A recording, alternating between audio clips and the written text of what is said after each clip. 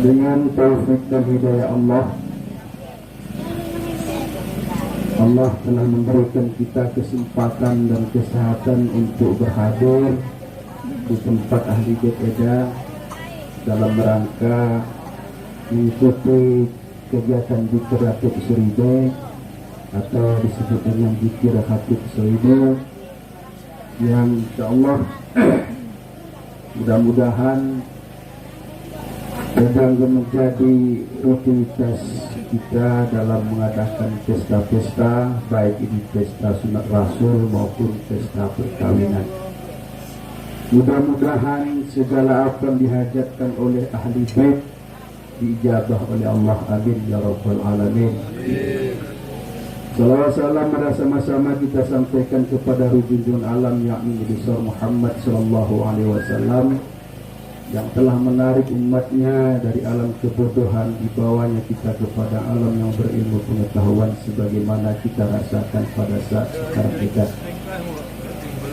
Dan salawat salam kepada ahli dan sahabat beliau sekalian, seterusnya kepada ulama-ulama, baik ulama-ulama terdahulu maupun ulama-ulama sekarang sebagai pewaris beliau yang kita muliakan dan kita cintai, Abuya serta keluarga dimanapun berada.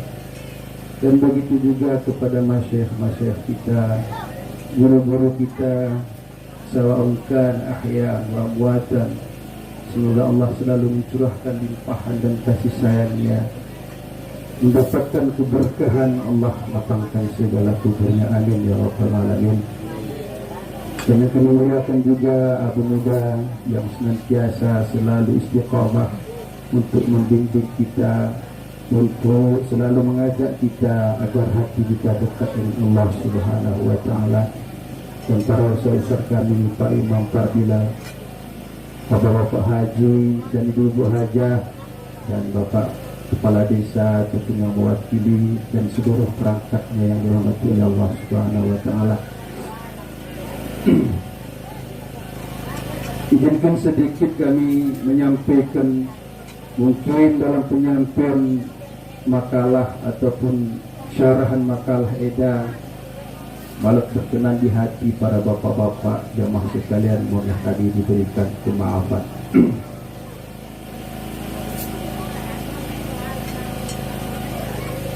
Bahwa kita mendengarkan bersama-sama tentang makalah yang dibacakan oleh Al-Ustadz Kitarai Zikir Ratib Seribu kaitan dengan tauhid tasawuf.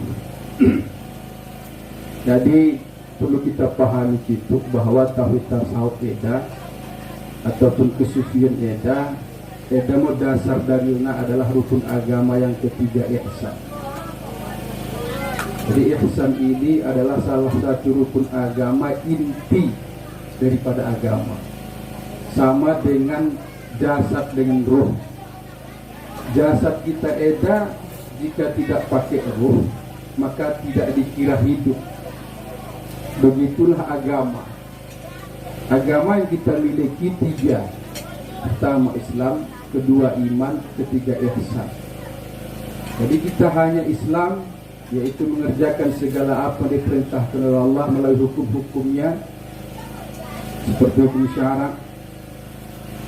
Dari hukum syarak yaitu cara kita dapat mensucikan diri kita dalam baik berwudu dan berhadas besar, dan mensucikan panganan-panganan tak.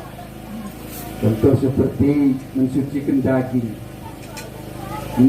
daging ataupun mensucikan manuk, ontang sekedah basuh-basuh di samping. Pertama harus kita hilangkan lindir-lindirna yang dikira ini adalah darah. Jadi bukan cukup dengan membasuh sembarangan basuh. Jadi mara istilah kita kampung, orang bisa dicoco-coco bagi samping yang tanpa dengan air yang didatangkan lain yang dari atas, ataupun dicoco daging ini bekas air yang tidak sampai 2 kula. Jadi Mari kita cucu daging manuk ini dengan air yang tak sampai 2 kunah, maka manuk ini tong gelahna bernajis. Maka kita buat kesimpulan tong dengan kita gelahna ipan manuk mata. Jadi ini cara hukum bersuci, itu Islam, harus kita paham. Makanya kegiatan di Keratuk Seribe Eda yang kita gagas kegiatan acara Eda, sebelum kita berzikir itu gelahna majelis ilmu yang tujuannya supaya kehilapan dan kelumputan kesalahan kita di dalam beribadah kepada Allah ini dimaafkan oleh Allah. Karena setiap kesalahan kita dalam beribadah seperti sholat, diwajibkan kita membaca Al-Fatihah. Al-Fatihah yang kita baca ini harus benar, panjang pendek dan tajwid, apalagi mahrab-mahrabnya. Mungkin kita diajak untuk belajar, enggan, ataupun kurang berkemauan untuk melaksanakan kegiatan pengajian. Padahal tujuan kegiatan pengajian ini adalah untuk menempel dan menutupi kesalahan-kesalahan kita di dalam kita beribadah. Makanya oleh abunya gagas di Keratuk Seribe Eda sebelum berzikir cituk menyampaikan yaitu pandangan-pandangan keagamaan agar kita bisa menutupi kesalahan-kesalahan kita. Karena sering kami sampaikan,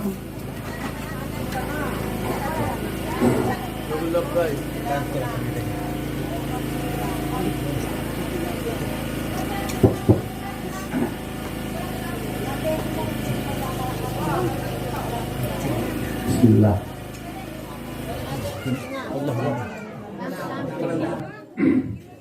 Jadi tujuan kita majelis ilmu Eda untuk menutupi kesalahan dan khilafan yang kita lakukan di dalam kita beribadah. Makanya alhamdulillah selagi Abu Muda dan Dalot diberikan oleh Allah kesehatan, diberikan oleh Allah hidayah dan petunjuk, maka ambillah kesempatan Eda untuk belajar. Nah, belajar ini sangat penting.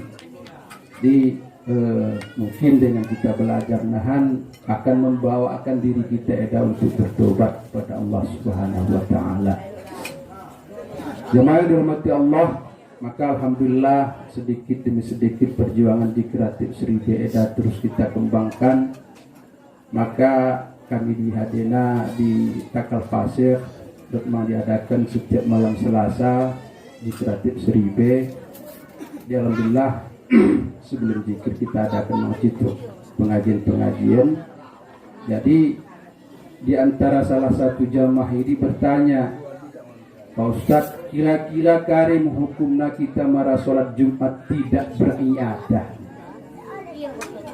Jadi ku jawab, kalau kita sholat Jumat tidak beriadah, sholat zuhur, mana iadah ini setelah sholat Jumat kita melaksanakan sholat zuhur. Dos mau bagikan ban Honda wocoh atau tempel. Kira-kira marah ban Honda tawocoh udah kita tempel mengadang mendalam, ataupun mungkinkah ban bocoh ini terus kita berdalankan dari kampung Tanah Insuh Mesingkil ini? Tidak mungkin. Kunya seperti ini karena berbeda hukum sholat jamaah dengan sholat Jumat berjamaah berbeda. Karena syarat-syarat yang ada pada sholat Jumat ini berbeda yang not dengan sholat jamaah. Nah, kalau memang kita yakin dalam 40 jamaah ini memang ia kamil, bisa membaca Al-Fatihah yang benar, bisa menjadi imam, bisa menjadi khutbah, ya silahkan, tidak apa-apa. Tetapi kan mereka kita hitung-hitung tidak mencukupi daripada kefiat dan tertib cara berjumat ini. Maka oleh sebab ini kita dituntut untuk belajar dan menempel kegiatan sholat Jumat ini, yaitu dengan sholat Jumat secara berjamaah. Jemaah dirahmati Allah Subhanahu wa taala. Jadi yang kedua mengenai iman. Jadi iman berkeyakinan kepada Allah Subhanahu wa taala agar hati kita dah hudur. Makanya di Keratuk Seribe Eda tujuannya untuk hadir hati. hadir hati kita berada di hadapan Allah Subhanahu wa taala. Ulang dalam kita beribadah ini, hadir hati kita selain Allah. Karena hadir hati kita selain Allah, dirimu yang menguasai kita. Berarti apabila di dalam kita beribadah kepada Allah, yang hadir dalam hati kita tentang Allah, berarti selain Allah, apakah itu duit, apakah itu jabatan, apakah itu usaha, apakah ilmu kita, apakah amal kita, maka itulah yang menguasai kita. Pada saat itu yang menguasai kita, maka di situ Allah menurunkan kecemburuan, artinya kemarahan kepada kita dengan menurunkan azab dan bala pada diri kita. Apa yang ada dalam hatimu, maka itulah yang menguasai. Berarti yang dalam hati kita ada selain Allah, berarti yang menguasai kita. Makanya ini apakah lot hadisna dan dalilna? Betul lot dalilna. Innallaha la yaqbalu du'a biqalbin hafil. Allah tidak menerima doa seorang hamba di mana di dalam batinnya, di dalam hatinya lalai. Makanya setiap kita berdoa disuruh lewatkan paling tidak zikir. Tujuan zikir kare untuk hadir hati kita kepada Allah, agar di dalam kita berdoa ulang kita biromi Allah ini selain Allah. Jadi tujuan zikir ini untuk hudur.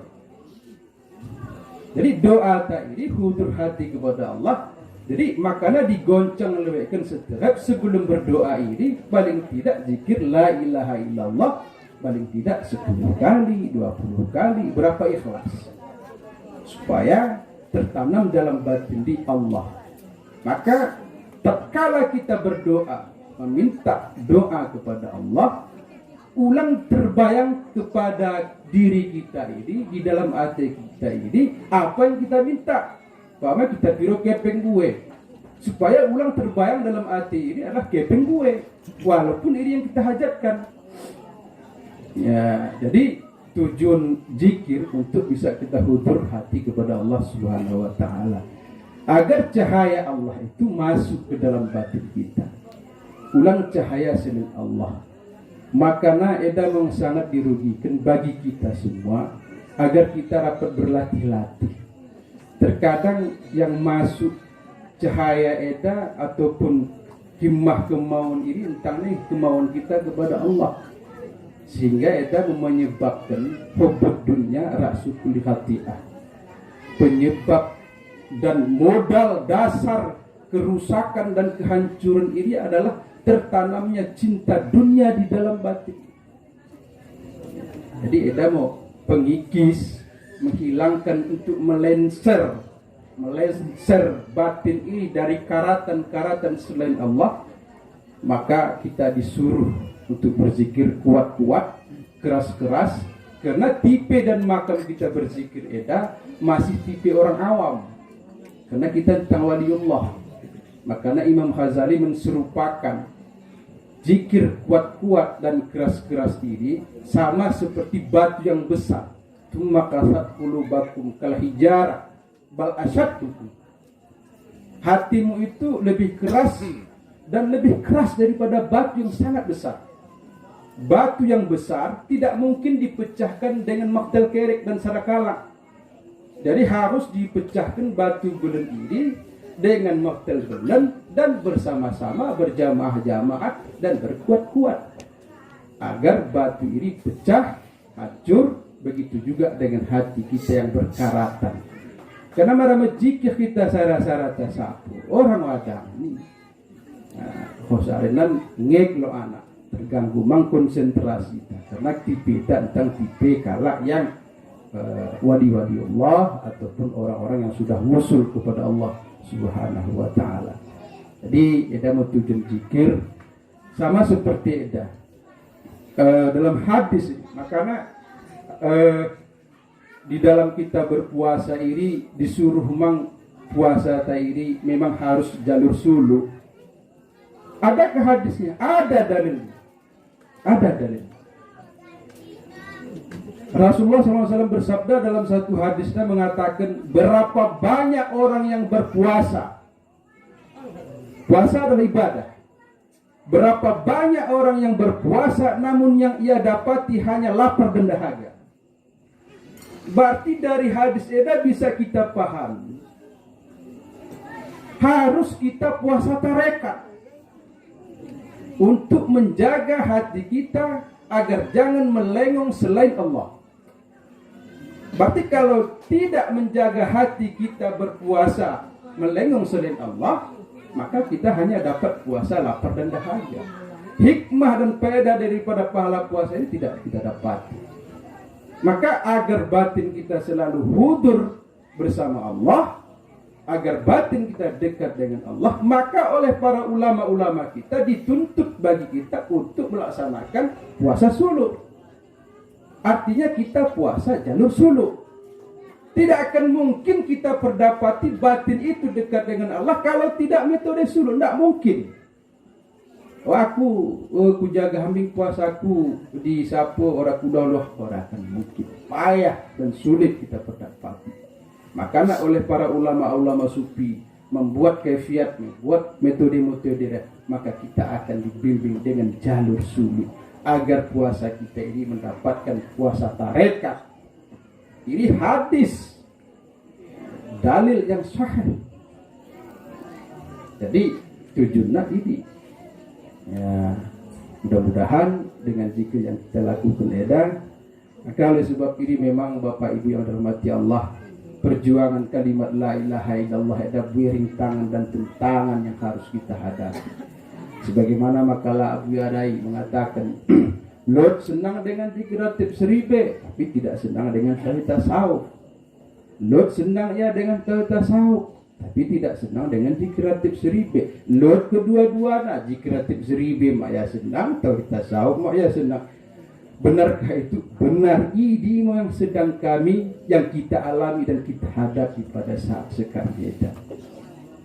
Lot menentang, lot mengejek, lot menyesatkan, lot mengkafirkan, bermacam cara agar kegiatan zikir ini. Namun perjuangan itu tidak akan berhenti, harus dihadapi dengan kasih sayang.